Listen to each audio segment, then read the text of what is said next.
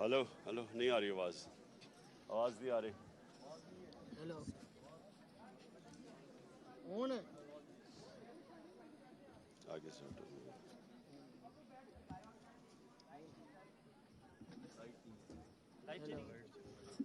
चलो कोई नहीं, मेरी आवाज़ चली जाएगी। ठीक है ठीक है ठीक है। अच्छा जी, चेक करो जल्दी से।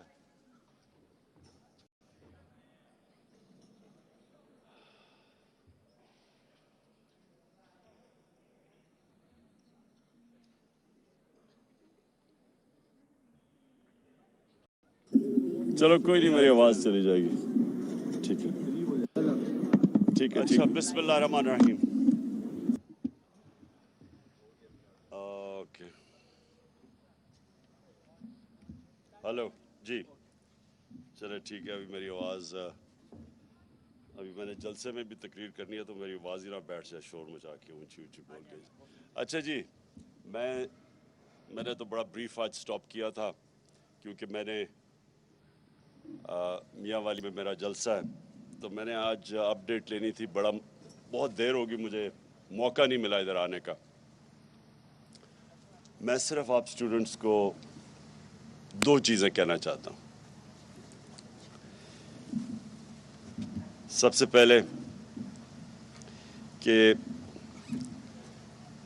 ये आपको एक ऐसा सुनहरी मौका मिला है कि क्वालिटी एजुकेशन लेने का, और आप जो यहाँ स्टूडेंट्स हैं सब मेरिट के ऊपर आए हुए हैं। मैंने अभी प्रेजेंटेशन अंदर ली कि सारों की क्या ग्रेड्स थी यहाँ आने के लिए, तो ये ज़्यादातर पाकिस्तान की यूनिवर्सिटीज़ से ज़्यादा आपकी ऊंची ग्रेड्स हैं।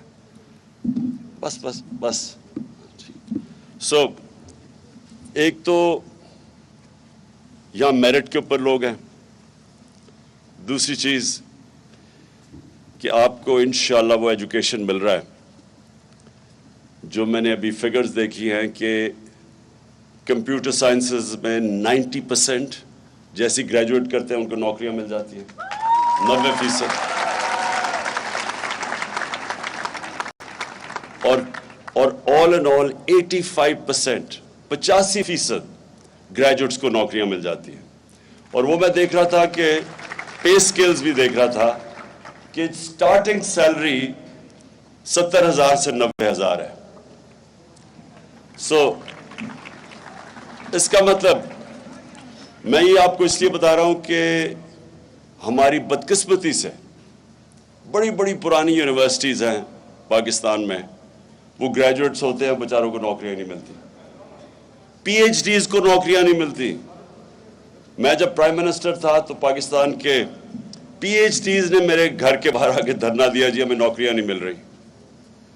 ये जो कनेक्शन है एजुकेशन का और एम्प्लॉयमेंट का, इसका मतलब कि जो आपको एजुकेशन मिल रही है उसकी माशरे के अंदर डिमांड है, तो वो रेलेवेंट एजुकेशन है।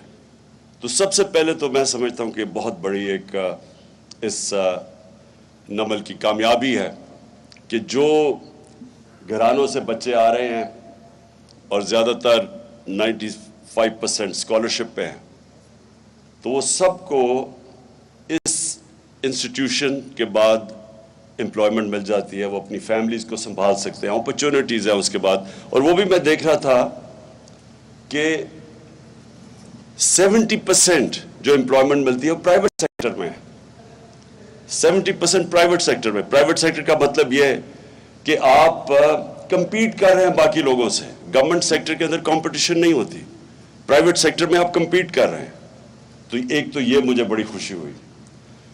दूसरी जो मैं चाहता हूं कि नमल से हमारे जो स्टूडेंट्स निकले, क्वालिफाई करें, मैं चाहता हूं कि वो उनको ये भी साथ साथ पता चले कि अल्लाह ने मुझे इस दुनिया में क्यों भेजा है।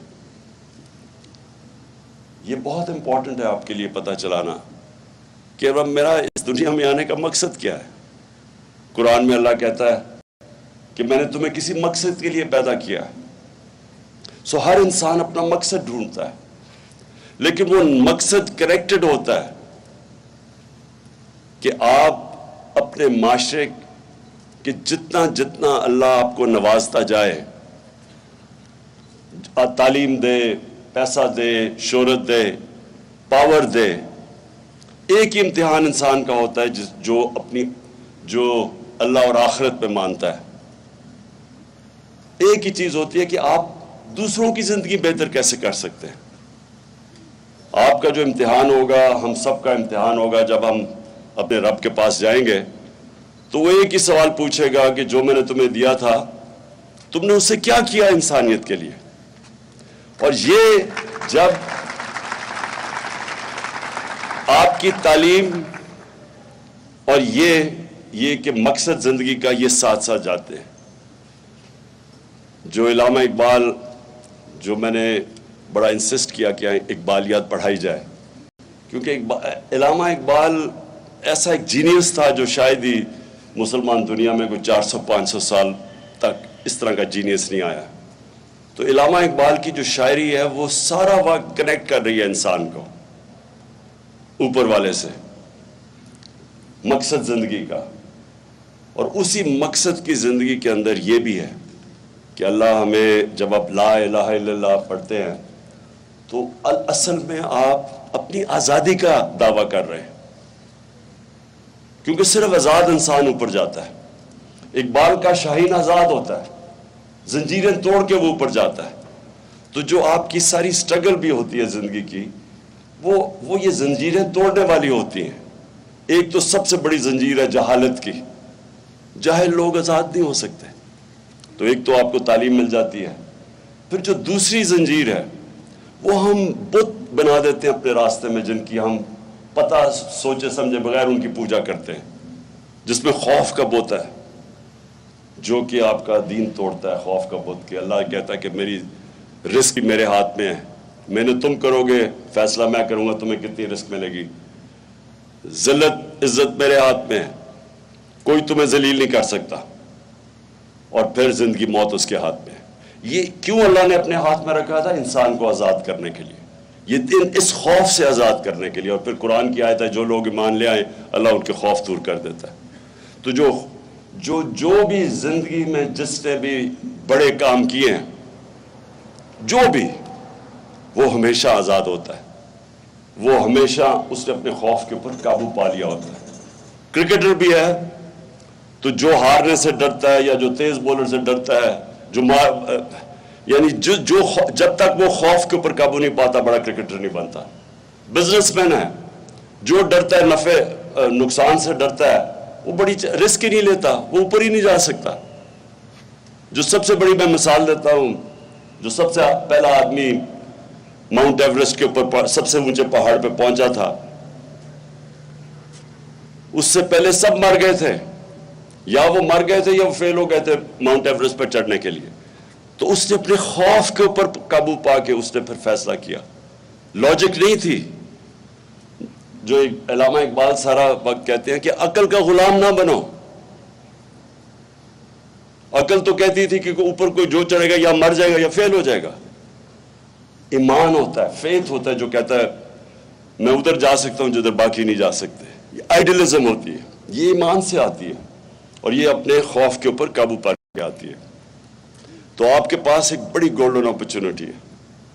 ملک میں اللہ نے سب کچھ دیا ہے، ہماری بدقسمتی ہے کہ ہم کبھی حقیقی طور پہ آزاد نہیں ہوئے، فیصلے کوئی اور کرتا ہے ہمارے، باہر سے ڈکٹیشن آتی ہے۔ انصاف دوسری چیز آزاد کرتا ہے۔ انصاف کیا ہوتا ہے؟ رائٹس دیتا ہے، آپ کو حقوق دیتا ہے۔ جب نبی صلی اللہ علیہ وسلم نے مدینہ کی ریاست سنبھالی تھی تو انہوں نے سب سے پہلے عدل اور انصاف قائم کیا تھا، رائٹس دیے تھے، خواتین کو رائٹس دیے تھے، پہلی دفعہ غلاموں کو رائٹس دیے تھے، اور پہلی دفعہ انصاف دے کے جو معاشرے میں پھر خوشحالی آئی تھی۔ پہلے انصاف آتا ہے پھر خوشحالی آتی ہے۔ کسی بھی معاشرے میں جدھر انصاف نہیں ہے وہاں خوشحال نہیں ہے۔ ساری آپ ڈیولپنگ ورلڈ دیکھ لیں، ساری ڈیولپنگ، ہر غریب ملک دیکھ لیں، جو بھی غریب ملک ہے اس کے اندر انصاف نہیں ہے۔ اور جو سب سے خوشحال ملک ہے، وسائل کے باوجود وہ خوشحال ہیں کیونکہ وہاں انصاف ہے. سوئٹزرلینڈ میں کچھ بھی نہیں ہے. 99.9% ہے ان کا رول آف لا انڈیکس کہ سب سے زیادہ انصاف ہے.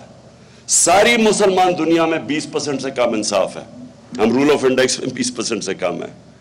سو یہ جو ہے یہ انسان پھر اس کے لیے جد و جہد کرتا ہے. آزادی کوئی دیتا نہیں ہے پلیٹ پہ. زنجیریں گرتی نہیں ہیں, توڑنی پڑتی ہے. آزادی کوئی ملتی نہیں ہے, چھیننی پڑتی ہے. تو میں بڑا خوش ہوں اور اتنی دھوپ پہ آپ بیٹھے ہوئے اس لیے میں نے بڑی مختصر تقریر کی ہے. مجھے خوشی یہ ہے کہ اتنی زیادہ ہماری اس علاقے میں ہماری فیمل ریپرزنٹیشن ہے. یہ بہت خوشحال چیز ہے ہمارے ملک کے لیے. اور انشاءاللہ میں آپ سب ادھر سے میں ایکسپیکٹ کرتا ہوں کہ نمل یونیورسٹی سے اس ملک کی فیوچر لیڈرشپ نکلے گی. شکریہ.